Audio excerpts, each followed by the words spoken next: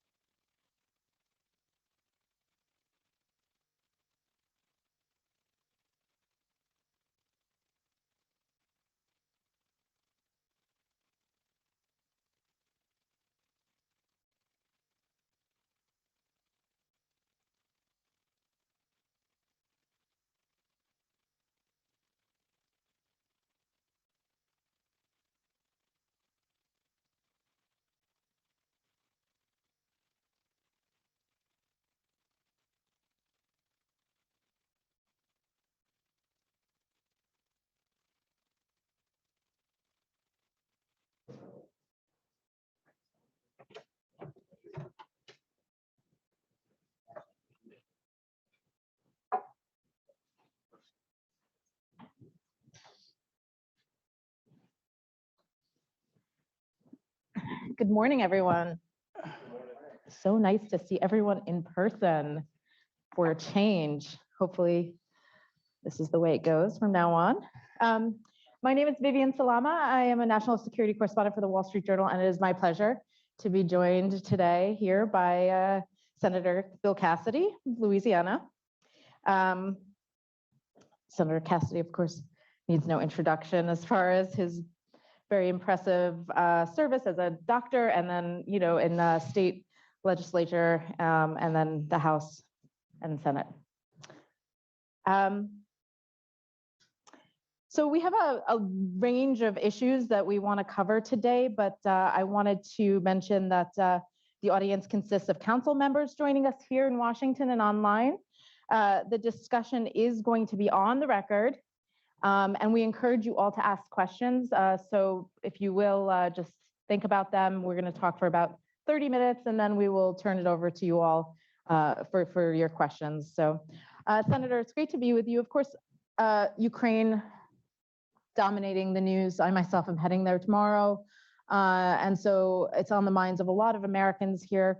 The White House says that supplemental resources to Congress provided on a bipartisan basis in March have been critical in bolstering security in Eastern Europe, countering Russia's malign activities in the region, and delivering critical humanitarian and economic assistance. But it's now calling on Congress to provide additional resources to help ensure Ukraine's democracy prevails over Russian aggression. And so what more, in your opinion, can be done in support of Ukraine right now, particularly as we enter this new phase in the conflict where which the administration says could result in the annexation of the Donbass as soon as mid-May and really drag on for months and possibly years to come?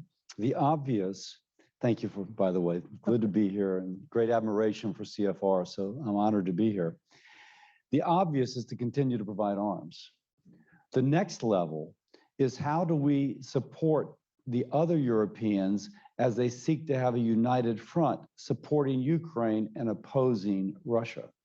Now, clearly, you need to give energy support to the rest of Europe. When you speak to folks in Germany, they say that Germans may spend 5,000 to 6,000 euros more per family next year on energy. And folks say, well, just expand renewables, but they heat their homes with gas. Electrons cannot replace natural gas, which is actually heating a home.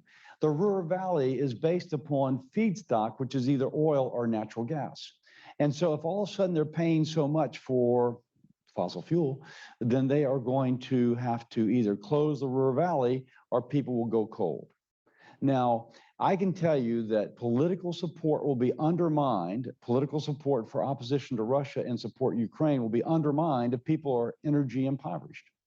So aside from giving the weapons that we need to give the Ukrainians, the financial aid, the other support, we also need to support the rest of Europe. And principally in terms of, at least one way, is in terms of energy supplies. Now, you don't turn that on, so we have to be creative.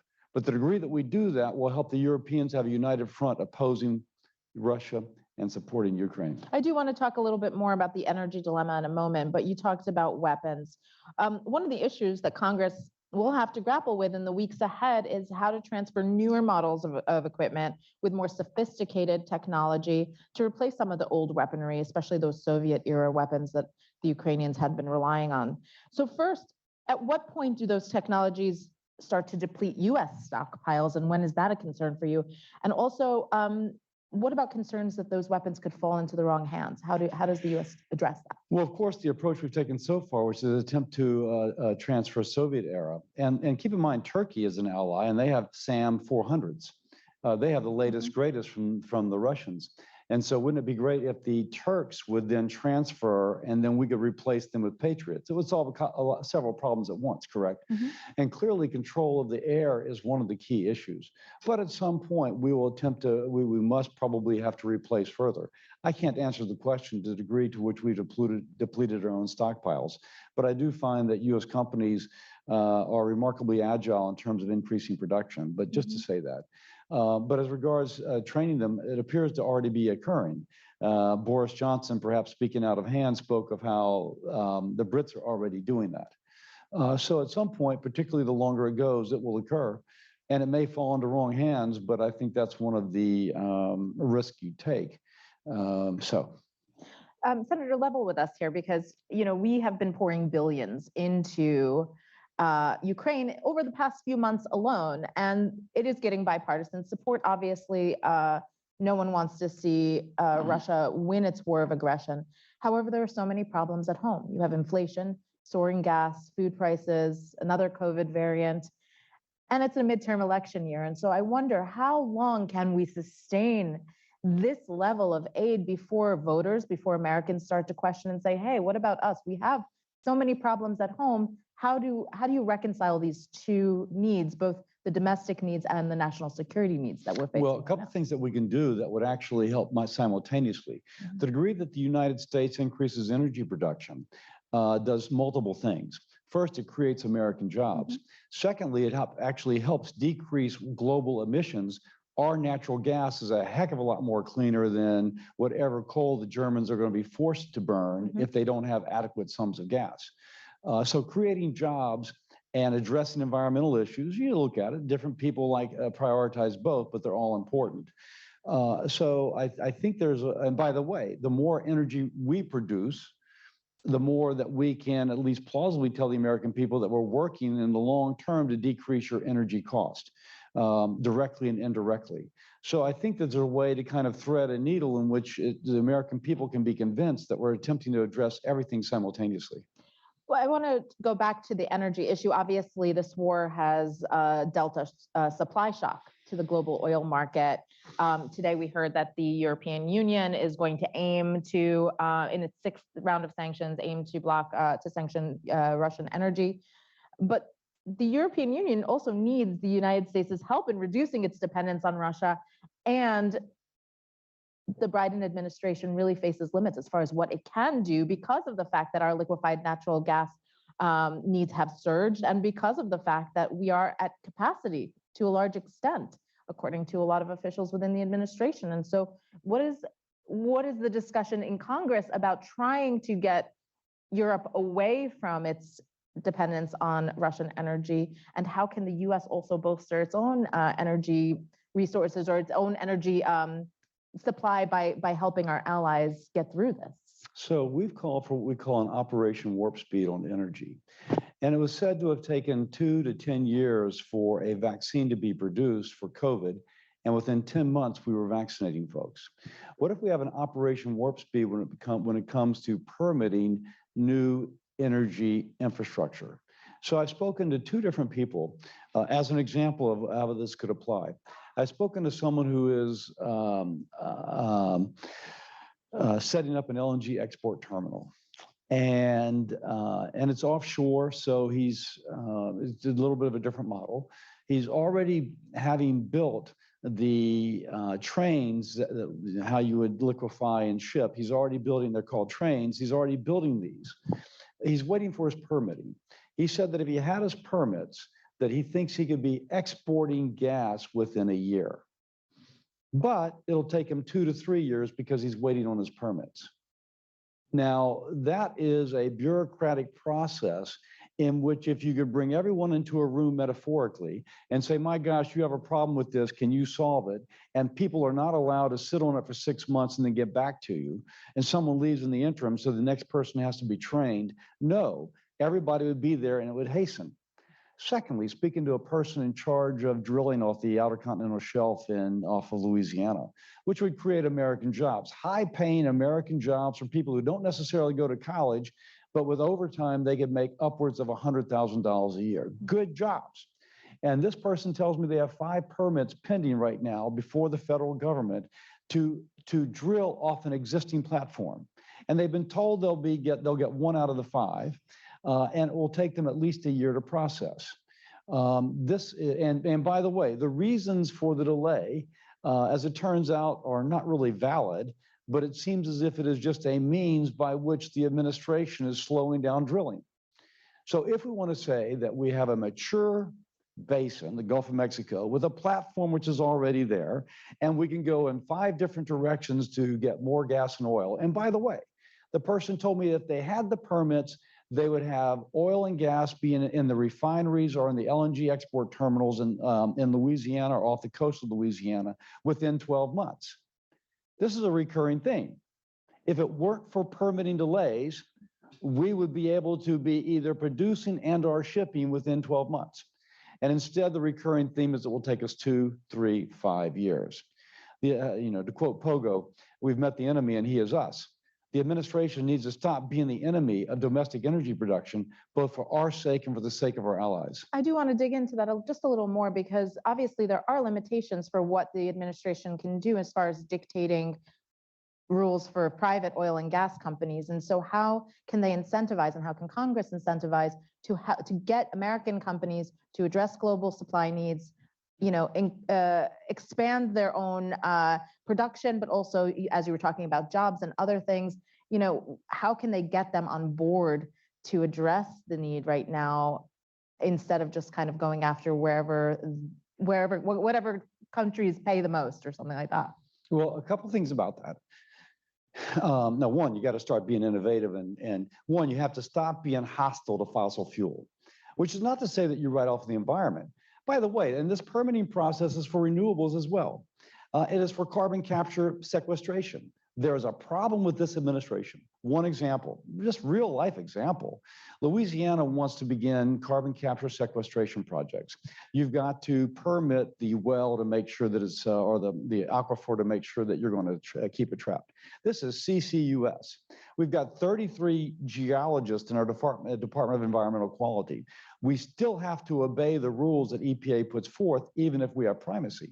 We had an application that was supposed to be ruled on last October out of EPA Region 6 in Dallas. And as far as I know, they've still not processed it to send it to DC. Now, this is for CCUS. This is the lower emissions. Mm-hmm. And the administration can't get off the dime as regards approving that. So if you want to do something, okay, we need to increase fossil, but we need to simultaneously do things that will decrease carbon emissions. They're stopping both. So I'm not going to give them a pass. I'm going to say that they are actually the obstruction that is preventing both projects that would lower emissions or lower CO2 in the atmosphere, and those that would increase domestic production, and that which would expedite the export of this gas overseas. Now, as long as we're going to be sclerotic, I'm a gastroenterologist, forgive me the metaphor, constipated, as regards how we do this regulatory environment, we're going to end up kind of in a knot. And it's going to hurt our allies, it's going to hurt our effort to fight the Russians, and it's going to hurt domestic job production, and is going to not allow us to lower fuel costs on the basis of increasing supply. Obviously, a very hot topic. I'm sure we'll get some questions on it, but I wanted to shift to China. 2 years ago, President Donald Trump signed what he called a historic trade deal with China, in which China committed $200 billion of additional U.S. exports before December 31st, 2021. Chad Bowen, my pal at the Peterson Institute for International Economics, just wrote last month, quote, "Today, the only undisputed historic aspect of that agreement is its failure. One lesson is not to make deals that cannot be fulfilled when unforeseen events inevitably occur, and in this case, a pandemic and a recession. Another is to not forget the complementary policies needed to give an agreement a chance to succeed." So how would you characterize these efforts, and what more can be done to hold China accountable for any unfair trade practices that are lingering? Let's rethink it. Okay. If you're going to say, okay, we're going to rely upon the Chinese keeping their end of the bargain, it's the triumph of hope over experience, as Samuel Johnson said of second marriages. So we've learned our lesson. You can't trust them to do something which they're going to perceive as not in their economic interest. So what we've proposed is a carbon border adjustment, in which we would say, and let me just back up a little bit. Let me just give a little bit of an overview. In 1988, I believe it was, Paul Kennedy wrote his book, The Rise and Fall of Great Powers. And in that book, he correlated the energy use with the growth of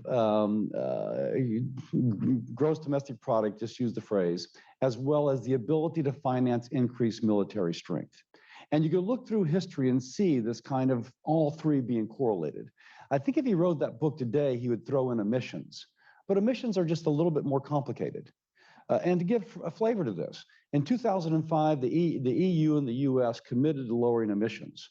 Since then, we've had, despite higher GDP and higher population growth, et cetera.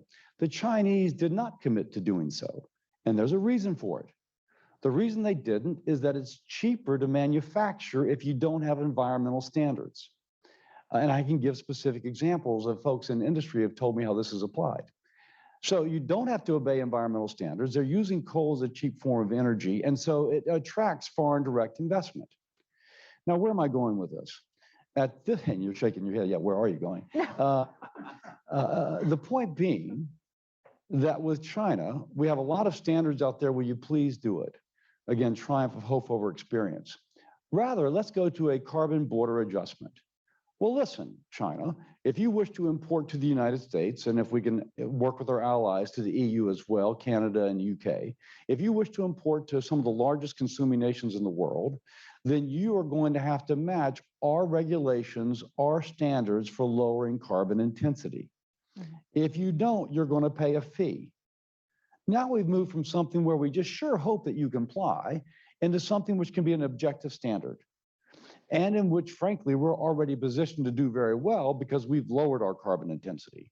I think the better way to approach our trade with China is to say, okay, if you're kind of manipulating, arbitraging, whatever you want to say, ignoring the international commitments that you theoretically have made to lower carbon intensity in order to attract foreign direct investment and then import the same good back to our economy, we're going to attach a fee to your carbon intensity. Now that would begin to level the playing field, frankly, reshore or nearshore a lot of industry, and protect American jobs. Well, let me ask you that. First of all, I was nodding my head in eager anticipation for what you were going to say next. But, yeah, right. But no, please tell me, explain to me if we've learned any lessons from the last 2 years of negotiations with China in terms of, President Trump was very adamant about dealing bilaterally on trade relations, but there are a number of issues with regard to China that are multilateral, that our allies are also facing. Regulation restrictions, Chinese export restrictions on fertilizer is a global issue. So would it have been better if we had engaged allies even in the text of the agreement, in the daily negotiations, and kind of loop them in, done it together versus bilaterally with China alone? It's always easy to, and again, in medicine, we call it the retrospective scope.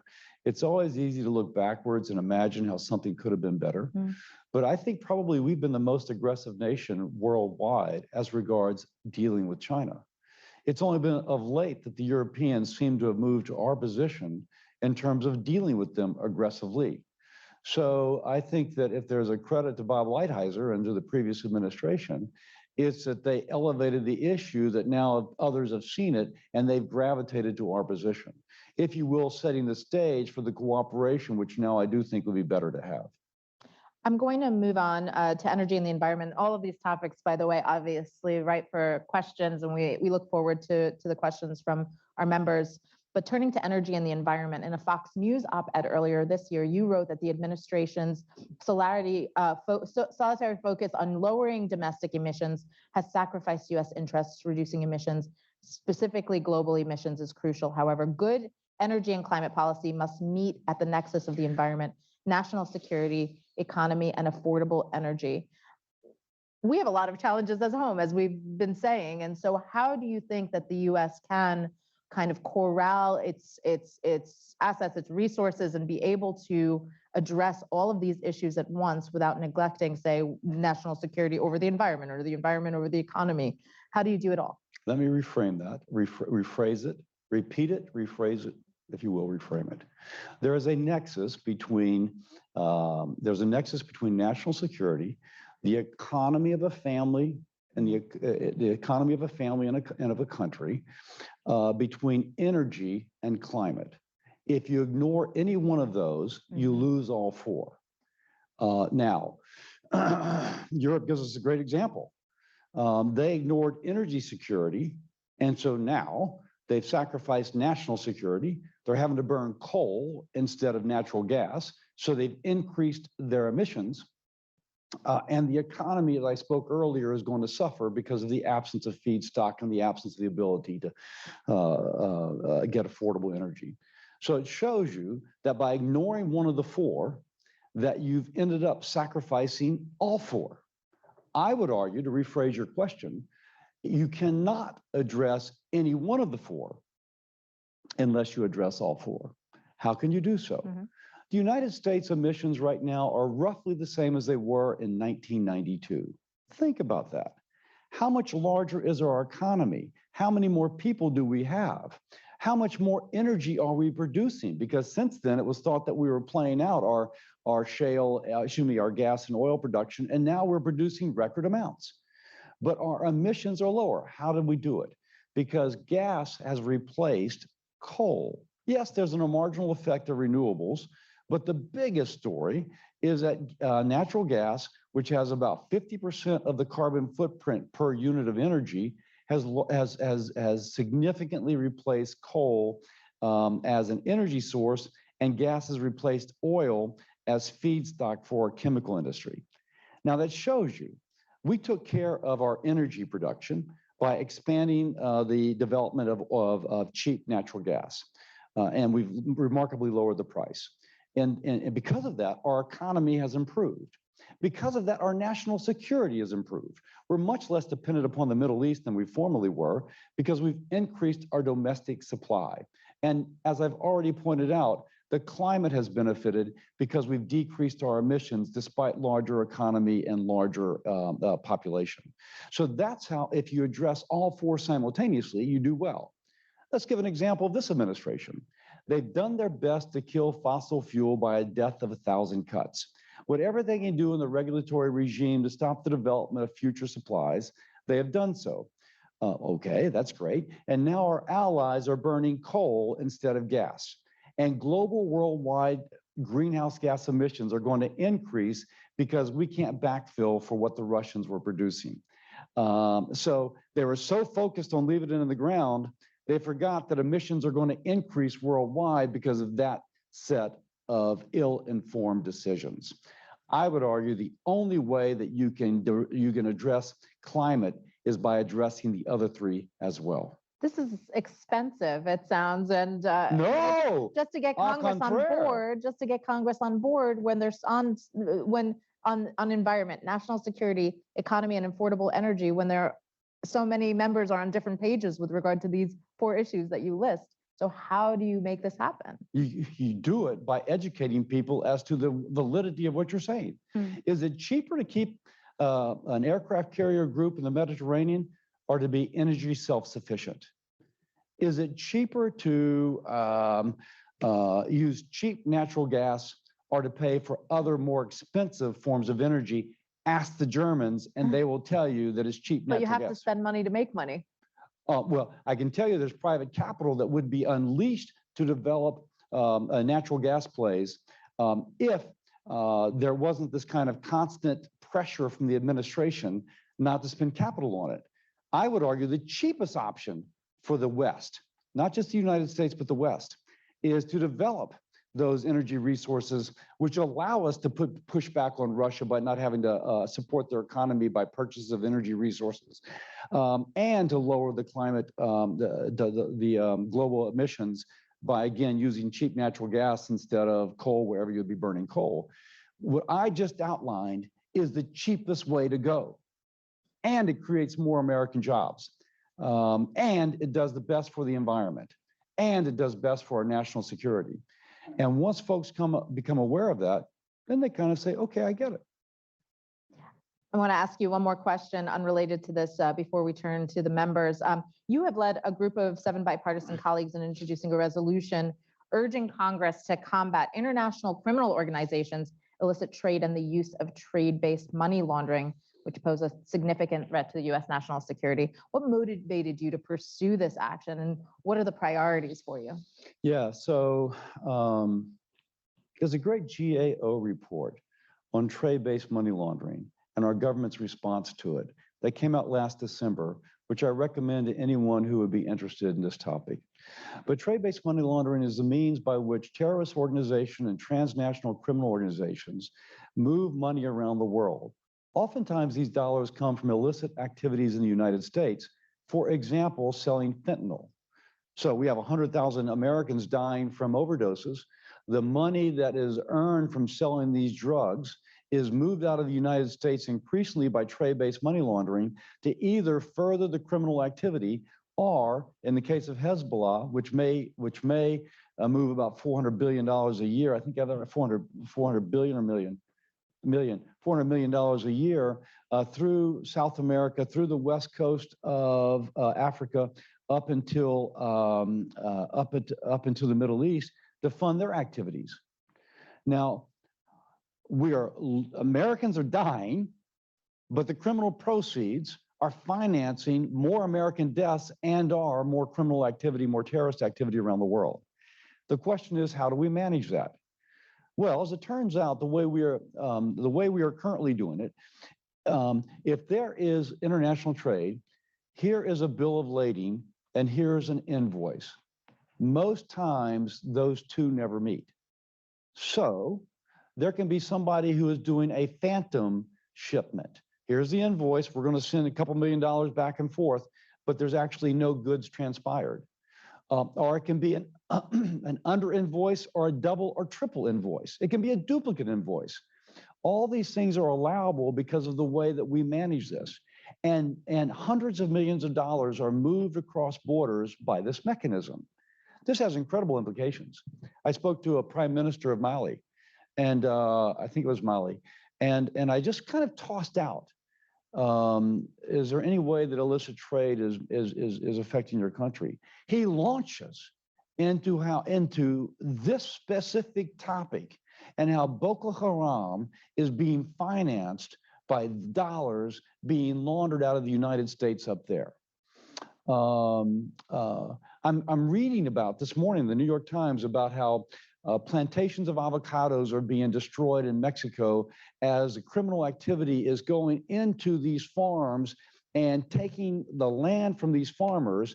Intuitively, you know that may be why Mexicans are now the #1 people group coming across our border with Mexico, coming here in irregular migration, because they're being displaced by gangs. It's being financed by this mechanism.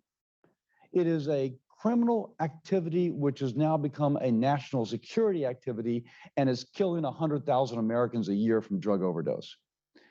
So our resolution is attempting to highlight this and to hopefully call upon the administration to break down the silos that currently exist and how this information is shared, and move from truly a paper-based way to follow trade, paper-based, into something which would probably be blockchain oriented, in which we could use analytics and AI in order to look at these patterns.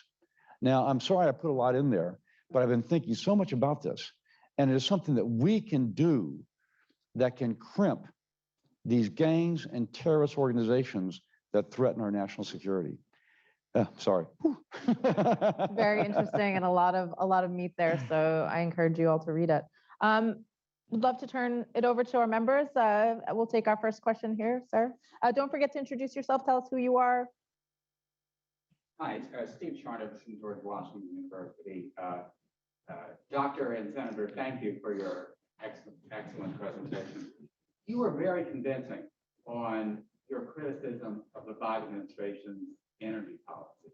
I think what you said is quite visionary, but on the area of international trade, I didn't think you were as visionary. You talked about illicit trade.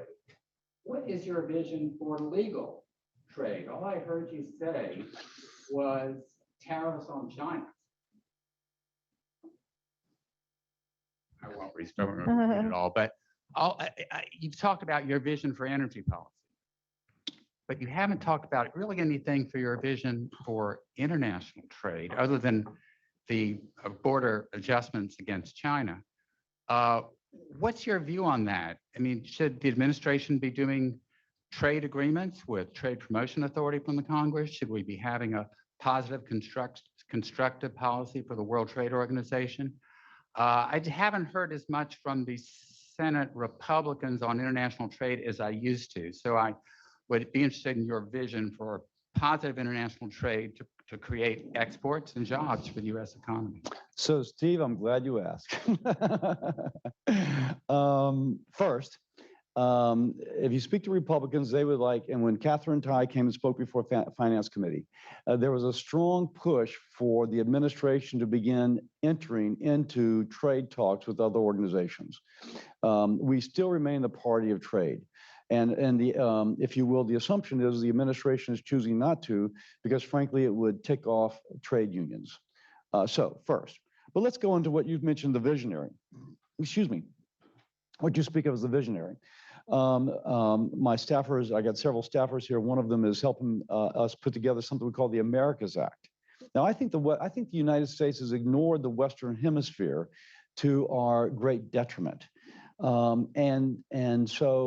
And part of the reason I began exploring this is what can we do that would halt irregular migration from Central and Latin America by creating a stickiness. If you have a job, you're less likely to migrate.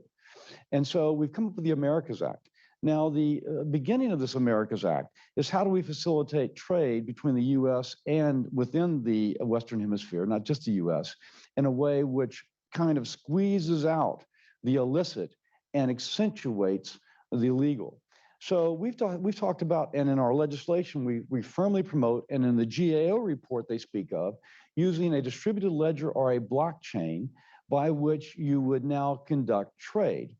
We mentioned this to Inter-American Bank, and then coincidentally or not, about 6 months later, they gave a $500,000 grant to several Latin American countries. So now there's more than 7 countries in Latin America doing something called La Cadena, the chain, in which they would use distributed ledger blockchain to facilitate trade between their countries.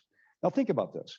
It makes trade, I won't say frictionless, but it makes it a lot less frictioned if you can now use a distributed ledger to move back and forth.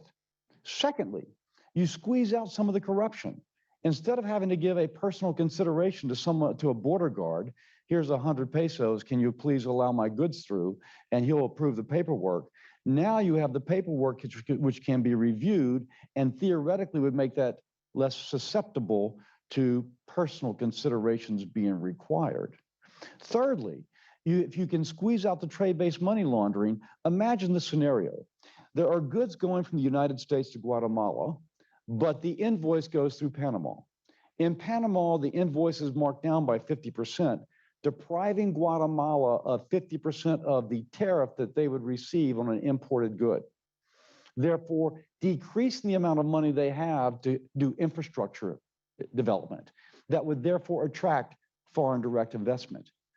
No, now, if you say, oh, we've got a distributed ledger and the US, Guatemala, and Panama are simultaneously evaluating, and boom, this markdown is not appropriate, therefore it will not occur, Guatemala would increase the amount of receipts they would get in order to invest in their infrastructure, et cetera. So we do think that our Americas Act, which we're introducing soon, and that portion of it, which would emphasize the distributed ledger blockchain, is something which would be incredibly beneficial for the Western Hemisphere. And then we'd like to expand that worldwide. The GAO report speaks about how CBP is already attempting some of these pilot projects. And it's my understanding that they're collaborating with La Cadena. And you think that's going to get bipartisan support? I think it will. I had a breakfast this morning with Ken Salazar, the U.S. ambassador to Mexico, just coincidentally, the ambassador from Mexico, and then several other senators. And there is strong interest in improving trade relations with countries like Mexico. This is a way plausibly to do so. And to think that we're still doing our trade transparency units with paper, I mean, to say that, you think to myself, wait, with paper? Oh, with paper? I mean, like Maersk and IBM are collaborating to do shipments by distributed ledger blockchain. Why isn't the federal government? Why aren't we collaborating with Maersk? That's something that we can do. And in fact, you have to ask yourself, we're not? You know, that's just kind of like, whoa, can't believe that. Whoa. So anyway, you see where I'm going with that. I think we're going to take a question from one of our virtual members. We'll take the next question from Christian. Don't forget to introduce yourself. Yeah, hi. Thank you for taking my question. It's Christian Sood. I'm a member of CFR. So, Senator, I was just wondering what your thoughts were on shale technology, and perhaps shale technology being the marginal provider of energy. Historically, when prices have gone up, there's been a big increase in shale production, but it doesn't seem to have happened much this time. And just a second quick question. Do you have a view on nuclear energy as a resource? I know we've got all kinds of issues since Fukushima, but I'm just curious whether the technology has improved to an extent that that could be part of the longer term solution. Yeah, great. First about shale.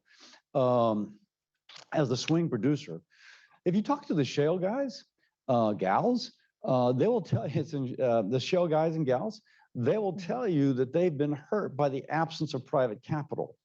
And that, again, this death of 1,000 cuts of the administration encouraging or discouraging private investment in fossil fuel has really hurt them. Now, it's not just now, but the other issue they have is the absence of oil field service companies having sufficient supplies and sufficient number of workers in order to build out. Why? And it's just a virtuous, no, it is the opposite of a virtuous cycle. You discourage investment. And so therefore, people who are oil field service downsize, the workers find other jobs. And so now that you're attempting to ramp up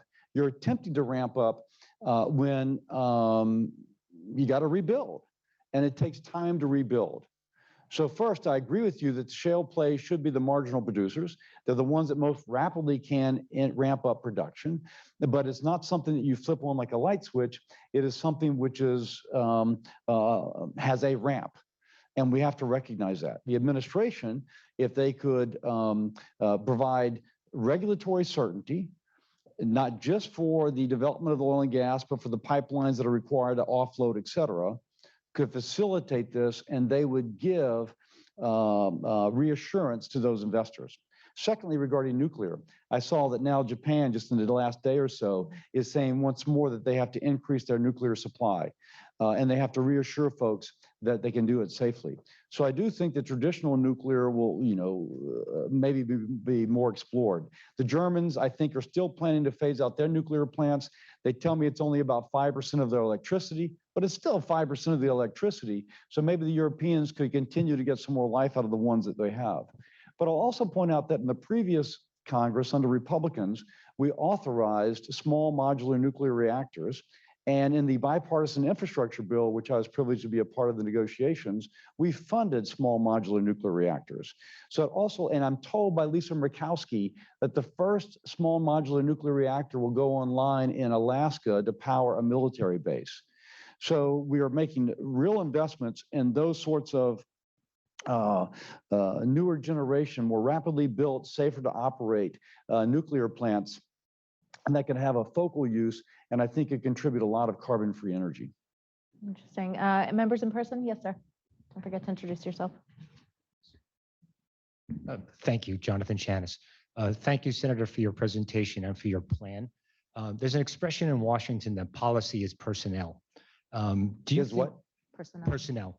Okay. Do you think that it's possible to make progress on your plan without some serious changes to the people that the administration has put in place to design and implement energy policy? So are you asking me would I rather have a Republican president? I'm thinking more like the Schedule Cs and people at the lower levels of the bureaucracy. Well, I see what your point is. And by the way, I'd like to think, as I said earlier, that this is something that could be accomplished on a bipartisan basis, joking aside, because I do think you can plausibly look to how increasing U.S. natural gas production decreases worldwide global greenhouse gas emissions. Now, to your point, are there folks in the bottom levels who are kind of street level enforcers of law who might be retarding the ability to get something done? I suppose that might be, but I will say, I'm a former medical school professor. And I've just found that young people oftentimes have firmly held beliefs, but they are typically more susceptible to persuasion than are others. And there's no substitute for education. Everything I'm talking about is logical. Everything I'm talking about, I can show you that if we ship more gas to China and they use our gas instead of their coal, global greenhouse gas emissions decrease. So I'll say for society in general, there has to be kind of an education process. The bankers, my gosh, the bankers, you assume they're all well educated. They are not investing in natural gas, thinking that global greenhouse gas emissions are going to improve. I mean, that is just so bass backwards. And so I think it just needs to be a discussion in which hopefully it's always the professor in me that thinks maybe truth will win out. Bass backwards. I'm going to have to write that one down. I like that. Again, I'm a gastroenterologist, so something's going to mind. We're going to go virtual for another question. We'll take the next question from Luis Shelley. Thank you for your interesting comments. I'm director of the Terrorism, Transnational Crime and Corruption Center at George Mason University and a council member. In your legislation on the Americas, are you also thinking about the issue of free trade zones and how they may impede the ability to trace illicit trade, and also the large role of the Chinese in this, who are moving counterfeits and other commodities that are being used for TBML? Louise, what a great question. And so just for context for the listeners, free trade zones are where you can bring goods into a community and they are not subject to tariff. You can do value add and then you can ship them back out. And these are used legitimately for economic development. New Orleans has a significant free trade zone. New Orleans, I guess, second or third largest port in the nation by tonnage. And so it can be an economic development tool, but it can also be something used by criminals in which you can circumvent tariffs and otherwise insert counterfeit goods into the supply chain. So I'm looking at my staff to make sure, but most of the criminal activities are abroad. So it would be difficult for us to address that in domestic legislation, except insofar as that we could capture some of the value add if we could get a distributed ledger monitoring trade worldwide. But we do have but to your second part of your question, what about counterfeit goods? We do have a customs border protection reform bill that we're now introducing. And we vetted this with both CBP as well as with shipping and manufacturing stakeholders. And I think I'm looking at my staff, we're going to introduce that pretty soon, right? Like a month or so? This year. So we're going to introduce that this year, and we've been in the process of vetting that. And it is something that we think begins to go after counterfeit goods. And then third aspect to it, I have a bill with Dick Durbin called the Inform Act, in which we also would have online sales, think eBay or Amazon, that would have to give more access to those, or more consideration to those American companies, for example, that feel as if the good being sold online is either stolen from them or is a counterfeit good. So the Inform Act, I spoke to Durbin about that this morning. We are optimistic can get past this Congress. It seemed like there's one other thing you wanted to say. Also, as regards the trade-based money laundering, there is a process now, which Louise is aware of. People in China want to get their capital out of China. And they are selling fentanyl or fentanyl precursors to Mexican cartels, who then sell the fentanyl into the United States. So they are using a process of effectively money laundering, where in order to transfer capital out of the US, the payment by the cartels would be to a Western Hemisphere bank. So we're also attempting to address that through our Americas Act to kind of address this kind of unholy alliance between Chinese chemical producers and Mexican cartels. What about Russian money laundering? Because right now, obviously, it's a hot topic, and it kind of goes to what you were just saying about, domestic policies versus things that are happening abroad.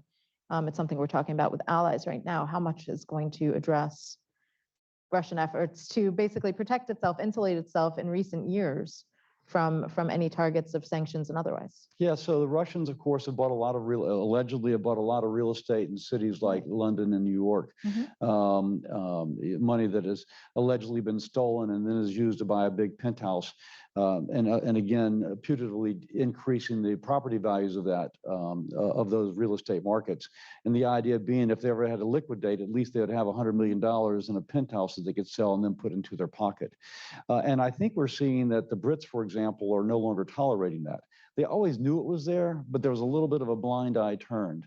So I think that this question would be something interesting to revisit in 6 months, because in response to Putin's war and going after oligarchs, countries are now using the tools that they've always had, but have chosen not to use. I see. Do we have any more questions here from any members? We have a virtual question, actually. Let me turn to the virtual audience. We'll take the next question from Daniel Arbus. Yeah, Daniel. Hi, Senator. I have to tell you, and you know that I don't use these words lightly, your virtuosity and your positive energy this morning are just spectacular. I mean, it's with everything going on and the mediocrity that we sometimes hear out of Washington, you're in a class by yourself.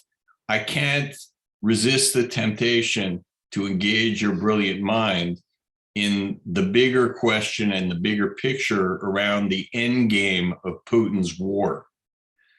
At some point in time, Putin is going to stop, and he's going to want to solidify whatever it is that he's been able to bite off, ideally in his mind, landlocking Ukraine all the way through Odessa. I hope that we will prevent him and even eject his forces from Ukraine. But as you said at the outset here, things are going to have to move a lot more quickly and aggressively to achieve that outcome. So as plan B, how is it that we can reach any kind of peace outcome with a war criminal who's engaged in a clear violation of Article 2.4 of the United Nations Charter, war crimes under the Geneva Conventions, and even genocide as defined in section in Article 2 of the Genocide Convention, which we all have an affirmative obligation not to acquiesce in. So how do we do business with Putin if there's ever an opportunity to do that? And if we can't do business with Putin and underwrite effectively his bad behavior, how do we get Putin out of the picture? Hey, Dan, great to hear from you. Thank you for the kind words. Of course, if I was a seer, I'd be here. I'd be at the track right now. But this is how I can imagine it would work. Recall when, first, let me bring two things together. I mentioned earlier Paul Kennedy's 1988 book, The Rise and Fall of the Great Powers. And when he speaks about how energy use, we can say for a country like Russia, energy income, GDP, and the ability to militarize are all strongly positively correlated. And he talks about imperial overreach, in which a country extends itself too far and then begins to decline because they can no longer afford their military interventions adventurism. Now, give us a true life example, period, new paragraph. Under the Reagan administration, the Saudi Arabians, whether with the encouragement of Reagan or not, dramatically lowered the cost of oil to the point that the Russians could not support their economy. The USSR went bankrupt because the price of oil was so low, so long. And lowering the price of oil became a geopolitical tool in which there were pictures of rusting Russian tanks. And as the USSR broke down, they pulled back. It is a classic Paul Kennedy scenario. So we open up this conversation, what can we do? And my response was, if we can support the Europeans by taking market share and lowering the price of fuel, then the Russians have less income and they cannot afford their adventurism. And to your point, they would not be able to maintain that forward position. Now, what did we see, by the way, when all that happened? There became internal discord within the Soviet Union that led to Gorbachev trying to manage that, but ultimately he was swept aside. But the point being, the economic disruption, even in a totalitarian state, could not be ignored by the government. So going back to the point once more that I started with, the degree that the US is able to use our energy production as a geopolitical tool, decreasing the income of the Russian government, hurting their economy, means they cannot support their adventurism. They have to pull back, and it sows the seeds for internal disruption. Now, you may say that's a 1, 2, 3, 4 that has to happen, but we have recent history within that country in which it did. And that's why I think that geopolitical tools, as a geopolitical tool, energy production is a heck of a lot cheaper, and it's a heck of a lot better than war. And it's something that we can do to benefit us. I want to double down on something I asked earlier on this subject, because when I talk to European officials, they say the Americans want to help us, but they say they're at their capacity as far as LNG right now. And I would You go do back not to think so. Operation Warp Speed, And right. in which I'm speaking to people who are both drilling and people who are building LNG export facilities, that within a year, which wouldn't quite be the winter, the beginning of winter. Now, you know, we've already lost a couple of months, for example, but nonetheless, it would begin to make an impact. Instead of waiting 5 years to replace that, we would have a sooner supply. And the longer we wait to institute Operation Warp Speed for energy, the more it becomes a solution that cannot occur. And you don't think that warp speed would ultimately hurt us domestically, our own needs domestically? Oh, no. You can see that the market for natural gas, our natural gas sells much less expensively here. In fact, if you really want to be visionary, hey, Stephen, you really want to be visionary? And by the way, you're wearing LSU colors, purple and gold. I appreciate that. If you really want to be visionary, right, and this would totally turn on the head. One of the things happening right now is that the energy companies, the independents who provide about 80% of the oil and gas coming out of West Texas, can't get financing.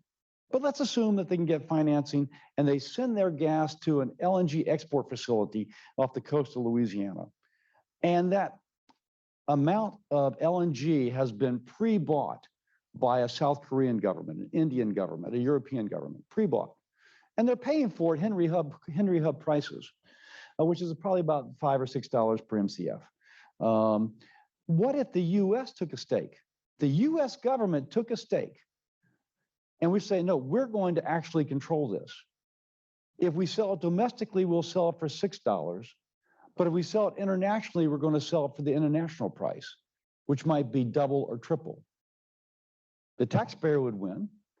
It would send a signal to financial institutions that you could invest there and not lose your investment.